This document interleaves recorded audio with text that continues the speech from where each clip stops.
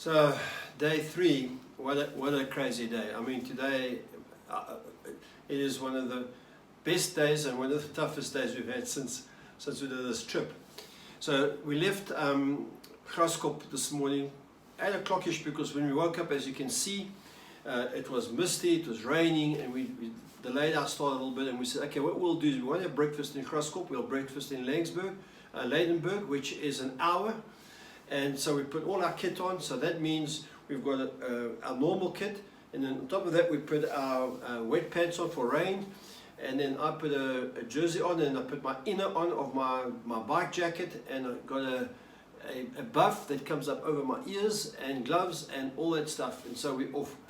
We go through Pilgrim's Rest, we go through the other side of Pilgrim's Rest, up a place called Robbers Pass. Check it, I mean, this shot is from the top of Robbers Pass. It was cold, it was like 11, 12 degrees, and it was really quite inspiring. We dug down into Leidenburg, where now it's 21 degrees. So now we figure, because we've looked at the temperature for Bella, where we are now, or you may remember there's warm baths, and we pull our kit off again. And I've just got a long sleeve t-shirt on, and then my riding jeans and my riding jacket. That's it. So we have a quick brekkies, and we're on the bike. And as I start the bike in Leidenburg, there's a warning light on my dashboard. A warning light that's connected to a little picture of a battery. So anyway, I don't know what to do. The bike started, we're on our way, we go. Now we're on our way, and we're following the GPS. And Christine insists of going off the GPS. Yes.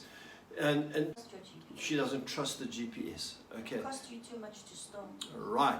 But she sees Dahlstrom, and her nephew went to Dahlstrom, and she wants to go to Dahlstrom. So we decide, okay, we'll go off the GPS, which was the first mistake, and we go to Dahlstrom. Probably be, I don't know, 40 k's out of Dahlstrom, whatever. We start climbing, and it's getting cold, and it's getting cold. So we stop the bike, we pull over.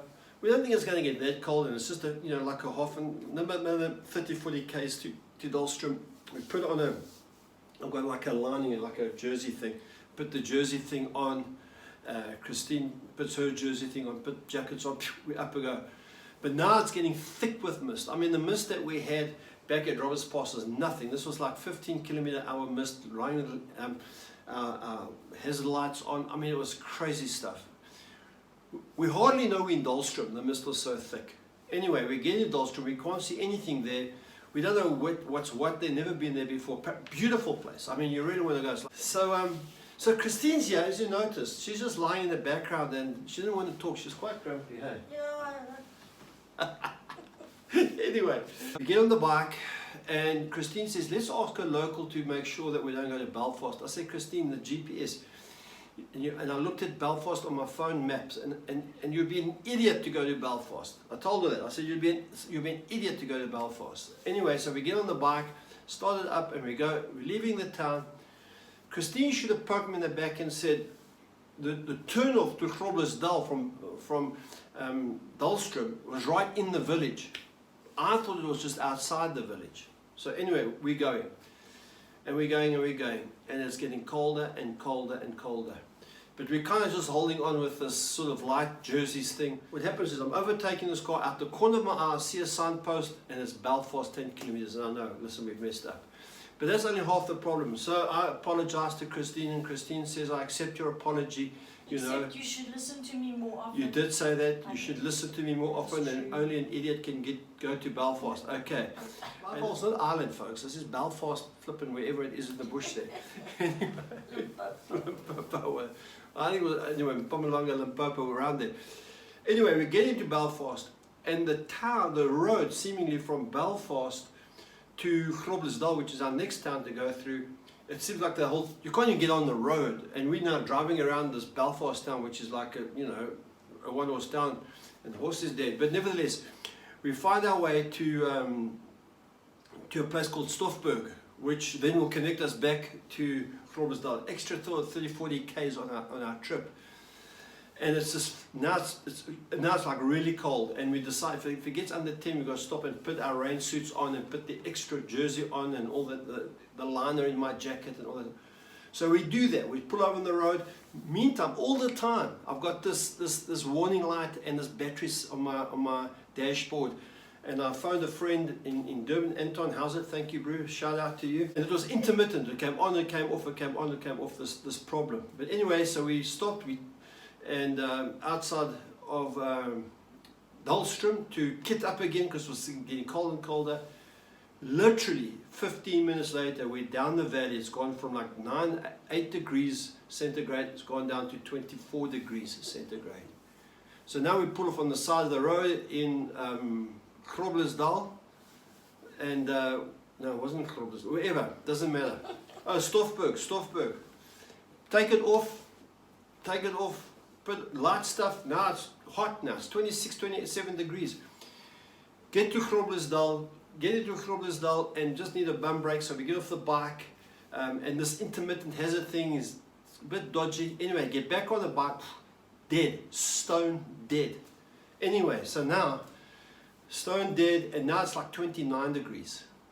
So, and honestly, I need to use the toilet. But anyway, so we kindly got 2 of the local citizens of Stoffberg to give us a push, and the bike's gone, and we're on our way again. Say to Christine, we're not stopping, because now we're 160 k's away from Bella Bella. And we're just clapping it all the way. And the good thing, I mean, it was really quite a fantastic day, you know. And then not only did this hazard light on with the battery, but then the ABS light came on. It was like, and then it went off. And then I was praying, God, please, you know. And then it went off. And Christine time went off for a half an hour. That's how long my prayers last for. Anyway, we eventually, I mean, the road, we got on this one road. It was like, there wasn't a car. There was nothing. It was wide. I mean, sitting, and we had the wind behind us, going more than 110 kilometers an hour. Anyway, now what's the speedometer? no, we were doing fine. We were doing fine. I don't mind. Hey, we got to Bella Bella, yeah. Light intermittent hazard lights coming off. Found our B&B. This is where we are now. Oh, parked the bike. So thought, let me see if it'll start. Boom, started. So I don't know what's going to happen tomorrow morning, but the good news is it's on a hill. So anyway, so tomorrow morning we're stopping in a BMW place in Pretoria to have a check for the rest of our trip.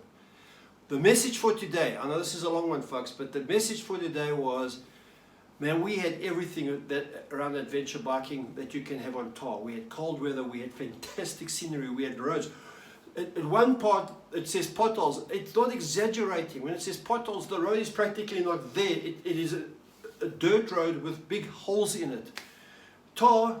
This was actually the N11. It was a national highway, the N11, where you literally are going 5 kilometers an hour going through the potholes. I mean, it was crazy. And then wide roads, and then just. But that section with the potholes, the locals have carved out their own little gravel road next to the tar road. It must be like 4 or 5 k's. So we're so grateful. We're so grateful to be here safely. We're so grateful that God has provided for us, that we have the ability and the resource to be in this place here tonight. We're not getting out. We're going to get Nando's delivered here.